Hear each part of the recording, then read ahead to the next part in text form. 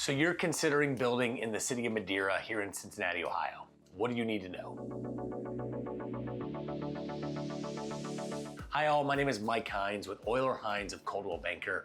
We specialize in building homes here in Cincinnati. We're really helping clients build homes because we have so many strategic partners, whether it's developers, builders, engineers, you name it. We can help source all of those people so the process of building a home is really easy, ideal, and fun as you go through it.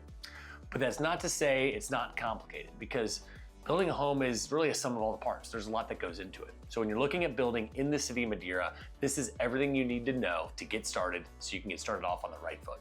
So where do you get started if you're looking to build a home? It's just like if you were gonna buy an existing resale house. All you have to do is you start with your budget. What do you wanna spend? Now, this might be easy for you because you can go to a mortgage broker, mortgage banker, or bank, however it is, and you can figure out what your budget should be based on your income. Or you just have a number in your mind of what you'd like to spend for comfort or whatever it is. But knowing this budget is really gonna kind of guide you from point A to point B, which means from getting started to understanding what the end house is gonna be. And unfortunately in Madeira, land's expensive, building's expensive. So the cost of building a home is a little bit higher than other areas. So let's use an example. When you're looking at building in Madeira, there's a number of different streets. There's different zoning districts, zoning R1, R2, R3. That's what Madeira is looking like. We'll dive into that in a moment. So let's use an example. Let's say you're looking to build a home on Iuka or Thomas, one of those streets that has more 50 or 60 foot wide lots. They're a little bit narrower lots, but those lots cost anywhere from $175,000 to $225,000, depending on what you're looking at. What kind of teardown is there? What kind of width? What kind of depth exactly? What's next to the house? So with starting at a lot cost of around $175,000, let's just use $200,000 as a ballpark. $200,000, you're probably gonna be at a house starting at $800,000 and above. Now, if you jump over into one of the larger lots, that's maybe a third of an acre, even a half an acre. That lot might be up to $275,000 or $350,000 for a lot like that. And that means you're probably gonna be building a house in the $1.2, $1.3 million range all the way up. And they get quite expensive as you're going around there. So I share that because in today's day and age, the budget to build is just going up. You need more and more, especially for the city of Madeira, because of the cost of entry to build in Madeira. So if your budget's below $700,000 or $750,000, you're really gonna have a challenge. There might be other opportunities that are in other proximity areas, but in the city of Madeira, that's gonna really kind of be your price entry as of 2025. So now that we know your budget, or now that we know at least the starting point of your budget, what's next? Well, the next is understanding the types of homes that are being built in Madeira. As I mentioned, there's certain types of homes that fit on certain types of lots. So on a 50-foot wide lot, you're only really able to build a 38-foot wide house. Again, we'll get into setbacks and zoning in a moment. But really what that means, there's probably not gonna be a first floor primary on a lot like that unless you find a really fancy way of doing that. Typically those are second floor primary type homes, a little bit more shotgun style, 2-car entry garages. We'll pop up with some examples so you can take a look at those. But that's kind of what you're getting at that $750,000 to $800,000 price point, starting price point for a new home on a lot like that. And again, streets can be Fowler in Southside, Thomas, Iuka, any of those kind of streets, which is kind of more the tighter streets on that kind of front, but they are great because there's lots of new homes that have been built over there. Lots of variety as well. They all don't look the same. Some do, some, there's certain models. There's only so many floor plans you can build on those types of lots, but a lot of differentiation. In fact, I tell you to drive down Southside so you can see the different types of homes that have been built over the years. So if you do want something a little bit wider, you're gonna have to go over to other streets, like if you're looking at South Timber Lane, maybe the other parts of Fowler on the west side of Miami and the west side of Euclid Avenue over there. Those lots tend to be a little bit wider, 70, 75 feet wide, and you can fit some, maybe not in a perfect scenario, but you can fit a first floor primary, you can fit just a larger footprint on that first floor because you have a little bit more width, and obviously your zoning setbacks allow for that. So when you're looking to build in Madeira, it's all about a little bit of more tightness on all of these lots, no matter what you're looking at doing, but the Madeira lots are tighter than maybe other neighborhoods, Montgomery, Indian Hill, those neighboring areas, because the lots tend to be half acre to an acre plus in those areas. So obviously it's just a little bit different. Next up, let's talk about the builders that tend to be present in Madeira. Now, again, we are in 2025. Any builder can come on in to Madeira, but there tends to be a handful that are really focused over there. You have John Henry Homes that's been building quite a bit. Buckhead Homes is no longer there, but they built a ton of homes and actually were really credited with getting a lot of these teardowns started in the city of Madeira. You also have Legendary Homes building quite a bit on Laurel and over off of Euclid. These are all fantastic builders, different price points, different opportunities. You have a guy like Dennis Blackwelder of Blackwelder Custom Homes, built a number of homes, does a lot of remodeling in the area. In fact, he's almost exclusively in Madeira because he loves the area so much. He grew up in the area, went to Madeira High School. So I'm not meaning to give shout outs to certain particular builders, but I do want you to know that because really there tend to be builders that concentrate in areas, and those are just 3 or 4 that do tend to focus over there. But their price points range. They have a wide range from $700,000 all the way up to almost $2 million. You have Joshua One that's building over off of Windridge in a little community they developed. Those houses are going anywhere from $1.7 million to $2 million. So I just share all of those details with you. So as you look at them, you can bring your builder in if you find a lot, but it tends to be that the builders start with the properties because they're the ones out there pounding the pavement, knocking on doors, able to give people quick closes, purchase lots quite quickly, and it's a win-win for the builder and the seller of the home because they can move really fast with no contingencies to purchase these lots. So oftentimes the builder's creating and holding the opportunity by purchasing those properties and you're coming to them.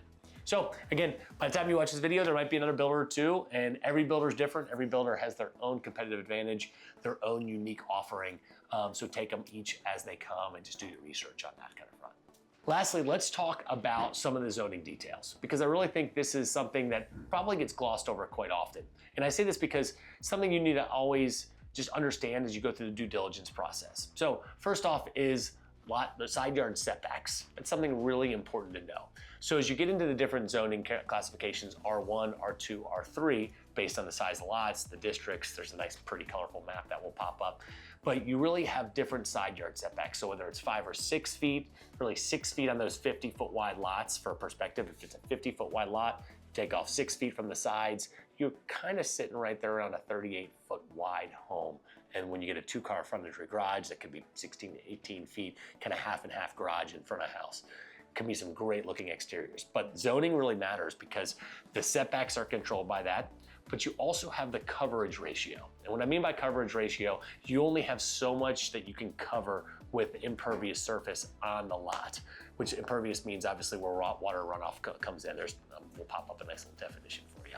But there's only so much coverage because they don't want you covering the entire lot with building, with whether it's driveway or patio, house, all of those sorts of things. So it's really important to know because it can be anywhere from 28% to 35%.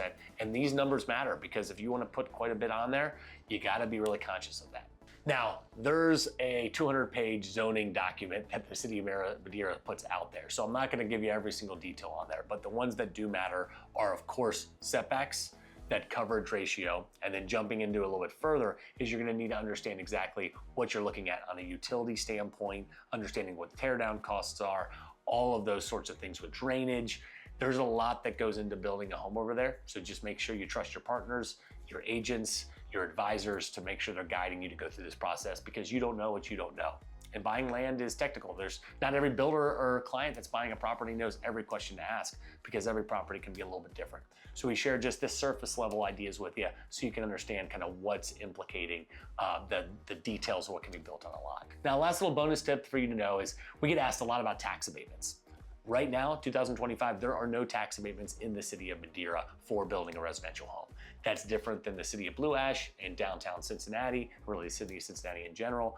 Columbia Township right around the corner, there's some tax abatements. But I say in the city of Madeira, there is not a tax abatement that currently exists. But what you do have is you have a tax basis that's not on the cheaper side compared to other areas, but you get so much to offer. And that's what we love most about Madeira. That's really where we probably should have started in this video, is Madeira has so much to offer because you have a awesome, quaint downtown district with all kinds of great restaurants. You have Starbucks, but then Coffee Please. You have a great new restaurant called Swing Line, Atavola. You have so many great places down there that people love walking. In fact, you can't miss a beat when you're walking around downtown to see the vibrancy, see the life that's going around down there. You also have brand new parks. You have McDonald's Common Park, just opened up in 2024. My daughter was lucky enough to get to play in a finals soccer game there. It's my first time ever being there for a long stay. And it was great because they have an awesome park and playground. They have the turf fields, they have pickleball courts. It's a great park, probably one of the best in the region right around here, and they really invested quite a bit there. And it'd be remiss without mentioning the location. You're right off of I-71. I mean, you're probably 12 to 15 minutes from downtown, depending on which part of Madeira you are. Right next to Kenwood Town Center. You're close to Indian Hill and all the natural, more rural area back over there. So you kind of have the best of all worlds by being close to it all, having so much convenience and density and fun, but still being able to kind of get away and retreat to more rural, kind of just scenic areas as well. So it's a really unique area, and I think that's really what attracts people to Madeira. And of course, we'd be remiss if we didn't mention the school district. The school district is one of the highest rated in the entire state, and that's what attracts people. Plus, it's small. It's a small area. There's a lot of households, but it's a small school compared to a lot of the other districts around that keep growing. So that's a lot of information in a really quick, short video for you on building in Madeira. So as you're going through the process, the key really is making sure you have a great team around you. Whether it's advisors like ourselves, as we focus on this day in and day out, we have a team just on the new construction and land side that can find opportunities for you, but also your builder, your interior designer, your architect, your engineer. Make sure your team is strong. And if you don't know it, just ask their past clients. It's that easy. But as you're getting started, if you don't know where to start and you're just, hey, fumbling around online, please reach out to us. Our contact information is below. You're welcome to watch our other videos on building a home, from teardowns to understanding different communities that are around. Just make sure you click down below, subscribe, and follow more of our content. We hope it's helpful for you, and we hope you are happy building here in the very near future. Thanks for taking some time with us.